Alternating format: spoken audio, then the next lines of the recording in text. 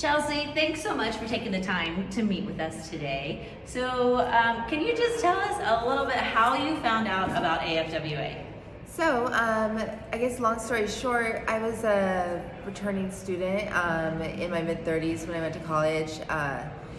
I had to actually drop out of high school in the 9th grade due to family issues and put myself back through school later on in life, did the GED, and then was able to propel myself through college. And I had like some amazing female mentors along the way, and I really understood the power of that. And my grandmother was one of my strongest supporters, really, and she was helping me go back to school. And then during my sophomore year, I had a stroke, and her finances needed to go to her care. And at that point, I started like figuring out other options to help me for the rest of my schooling. I was looking for scholarships, and along the way, I found some other great, amazing mentors with those scholarships. At the point that I was like ready to graduate from college, I was always looking to have that value add in my life. And I recognized how amazing these kind of organizations of women supporting women could be, like based on my experience with some of them in college.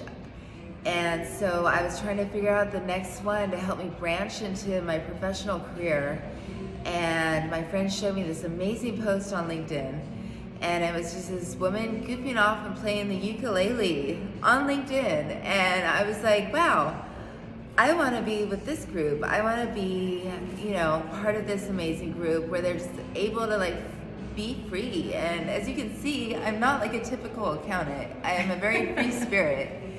And I didn't really feel like I ever fit in with some of these stuffy groups that I had experienced before. And so I needed a group that embraced me for who I am and held me up as a woman and, embraced my differences and also helped me find my strengths. And so I immediately went and signed up for AFWA. It was a few days before I graduated and finished school, and I only wish that I had found them sooner. And then this amazing woman who I'd seen playing the ukulele, and she just looked so, I was just so overall impressed by her. She looked so put together and fun and charming.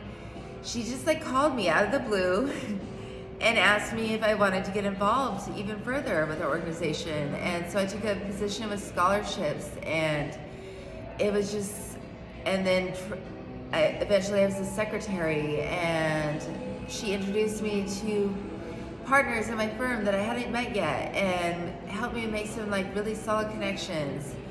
And I consider her to be one of my great mentors that I've had in my life, and her name is Carolyn Sweeney from the East Bay chapter. I went on to become president of the chapter, and then we rebranded it as all of the NorCal chapter when we realized there were no other active chapters in NorCal. We just took half the state.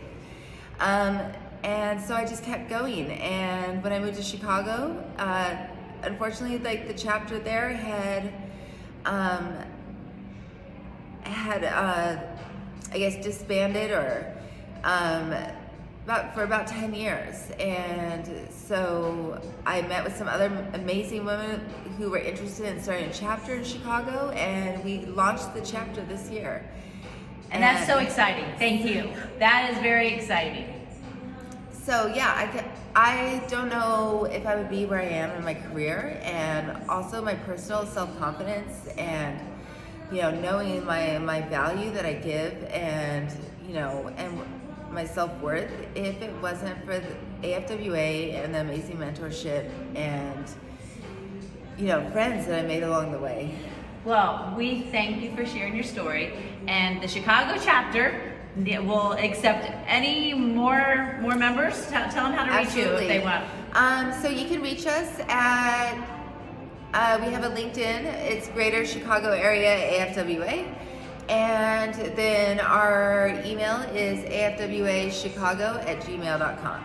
Great. So hope to hear from you soon. Thank you so much for taking the time to speak with us today. Thank you.